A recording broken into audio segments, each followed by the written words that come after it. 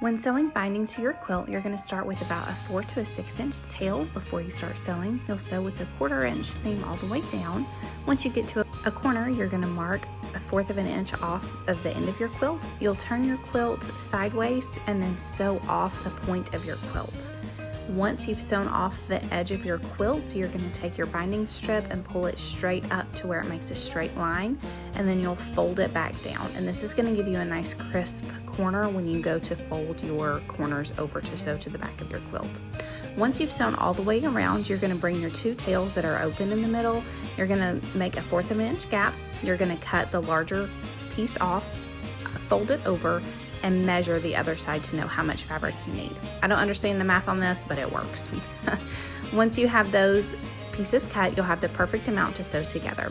On the left side, you're going to open your piece pretty side up, and on the right side, you'll open your piece pretty side down. We're going to sew diagonal like we do our binding strips, and then once sewn, I do need to cut the tails out of this, and I will, but once sewn, you'll see it'll lay flat just like the rest of your binding.